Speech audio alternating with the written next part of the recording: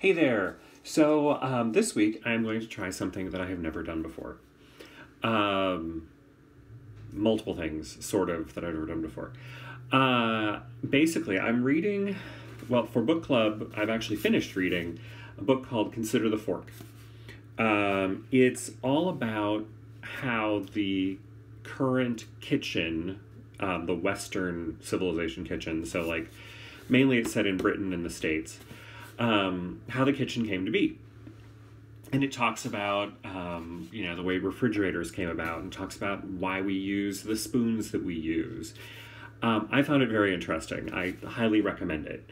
One of the things it talked about was measurement, and why we measure, in the States at least, why we measure by cups and tablespoons and teaspoons and pints and all those things. So in that discussion, it talked about making a pound cake, and the fact that a pound cake was traditionally a pound of flour, a pound of butter, a pound of eggs, and a pound of sugar. And then people started doing, well, but it's so many cups of this and so many cups of that and blah, blah, blah, blah, blah. So I decided I'm going to actually make a pound cake, and I'm going to do it. I've searched around. It's ridiculously hard to find like 3 different places that all confirm the same amounts, even though you're talking about pounds. I've looked through multiple cookbooks. I've searched all over different websites, and all these things that are like, it's a pound cake, but then it's like 3/4 of a pound of this and half a pound of this, and then you add in these and these. And I'm like, no, I just want a pound, a pound, a pound, a pound.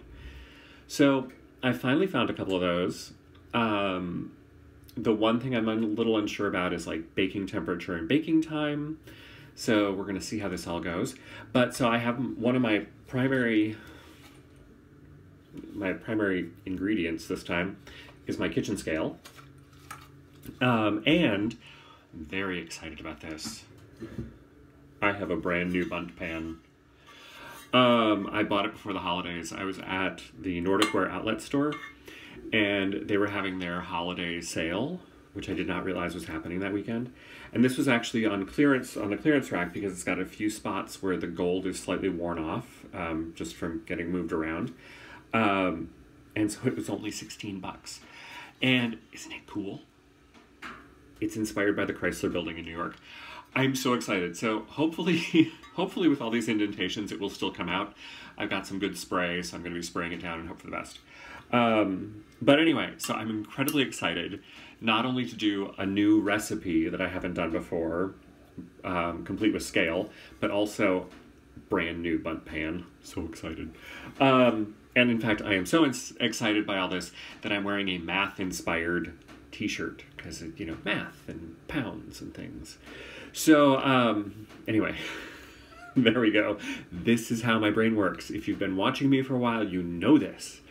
So, honestly, it shouldn't take that long to put it together.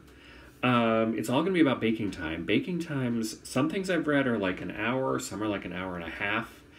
I was warned by the person at Nordic Wear that because this pan is very tall but not very wide, it tends to bake a little differently than other bundt pans do, because they tend to be wider and shallower. So a lot of things going into this, even though it's a fairly straightforward recipe. So wish me luck. Check out the photos, and I will see you in a little while. Well, a long while, because it's, at least an hour for baking. I will see you in a while, and we'll see how it goes. All right. I might even cut into it today instead of waiting until book club, just so that I can try it. Just for you guys, just for the sake of science. All right.